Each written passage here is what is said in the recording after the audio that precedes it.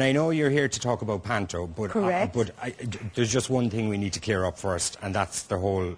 I'm waiting for it now. Here it comes. Well, no, I mean, people want to know. There was a big row between you and Twink. You had a desperate falling out. Just tell us what happened. Brendan, I knew you were going to do this to me, and I did come, folks, I did come on here tonight to talk about Panto. We'll come to Panto, and I promise you'll get super plugs for Panto, but just give me this little bit of sugar first.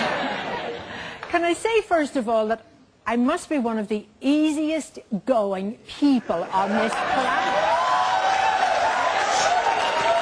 She is.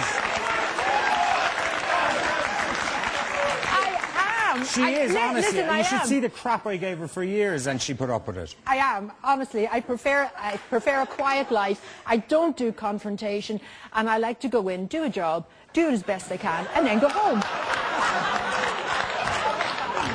Right. What are you laughing at me for?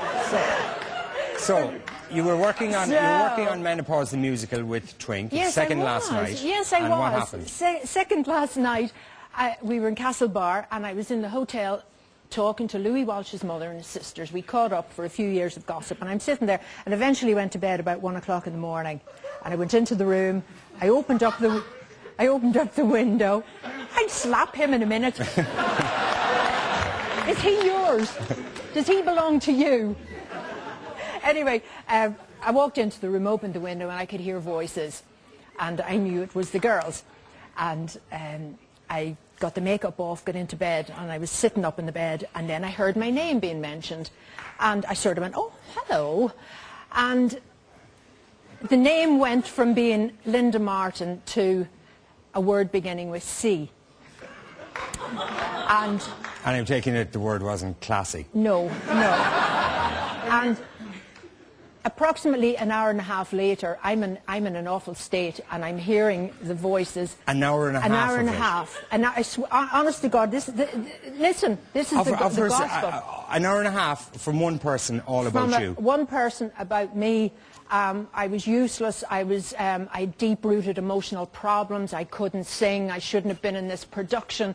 Right. And it went on and on and on with this word being used at any given time. Now, at 3 o'clock in the morning, when the room finally emptied, I couldn't ring anybody. Who are you going to ring at 3 o'clock in the morning? But I didn't sleep, and I eventually rang home, and I was crying by that stage. And I'll be honest with you, I did cry, actually, really? A lot. And you're a tough old boot, like, if you don't mind me saying. But, like, you wouldn't be... No, but you wouldn't...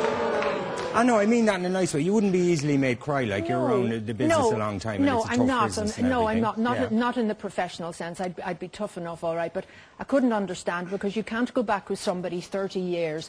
You can't respect the talent that they have. And I loved working with her. Now, I'm being honest with you. Yeah. I really liked working with her. I think she's immensely talented as a comedian, as an actress. And I never realised that these people who were being so nice to me during the day and on stage were actually behind my back taking it apart. And it's horrible. It's bullying. And you cannot bully anybody these days. It's just not right. And did you had no inkling that there were issues between you and her? Or I really didn't. Genuinely didn't. Right. I genuinely didn't know that. I eventually came home. One of the crew drove me home. And I rang Louis Walsh and told him. And he laughed at me, first of all. But then he said, well, the bottom line is you have a contract. You've got to finish off your contract, and you've got to come out of this professional and doing things the way the producer employed you to do them. And that's what I did, actually. So you had to get on stage the following night with... I did. Twink. I did. And you did it. I did. And did you say anything to... I did. I did. I said it to all of them. And... what did you say to them? Well, sometimes I'm a good actress. In the dressing room, I just said, did you have a nice night last night, girls? And they said... yeah, it was all right. What about you, Linda? And I said, I had a very interesting night. I was in the room next door to you, your window was open, and I heard every syllable you said. Well, you could cut the atmosphere with a knife. Yeah. And they were very upset. When Twink herself found out, all she said to me was, well, I'm sorry I didn't say it to your face. Wow. And come here, have you spoken to her since? No. No, I haven't, Brendan.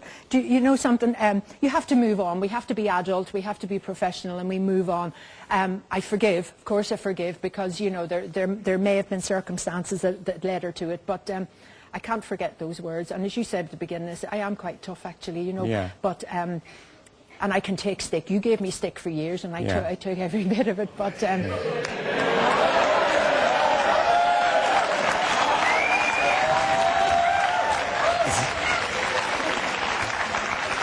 That's not what she meant. he really fancied me in the back of it all, you see. Yeah. He's just pretending. Yeah, but please clarify to him that I never gave you stick. No. He never gave me anything. So listen, you haven't... Come on, we're having a serious conversation here about Twink. No, I just want to ask you one more thing, though. The thing is, would you not... I know you value friendship hugely, and Immensely. you pride yourself on being a very loyal person. Immensely. There's somebody you've been friends with through work and everything for decades. Would you not like to kind of make it up, or would you not like give her a ring, or what? Is there anything that could?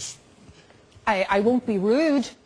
If I'm in her company, I won't be rude or anything like that. But folks, put yourself in my position. You cannot forget those words. And like I said also at the beginning, bullying, these days you can't bully anybody. Bullying in the workplace or anywhere else is unacceptable. This is schoolgirl stuff. This is schoolyard stuff. Like, I like you, you don't like me, or let's listen to what she said. Forget about it. If you work anywhere, no matter where it is, whether you're a plumber or a plasterer or anything else, you go in, you do your job, you do a first-rate job, you go home. You're a plumber and plasterer when they come to do you before they should come in, first-rate job, and then they're out. You see, I couldn't resist that. I got a text tonight, just sort of, I can laugh as well, but I got a text tonight from another friend of mine who just said, you're going in to have the makeup done, I hope the cement mixer doesn't crash on the way in, but I mean, just to add a little bit to you. When I saw the guy who drove into the Dáil, that guy with the Anglo thing, I did think, like, how's Linda going to get the makeup done tonight? Anyway, listen. I think it's a shame, by the way, that you and Twink don't make it up. I really do. And I'm sure everyone agrees, don't she? Well, the bottom line is, we read too many times in the paper of young people who commit suicide because they've been bullied in school. Now, thanks be to God, I'm not a young child, because I can deal with this. But if I was a young child, for that to happen, don't do it. The bullying is a very loaded word and a strong word used, and Twink's not here to defend herself. So, Panto. So you're doing Panto again this year? I am doing Panto.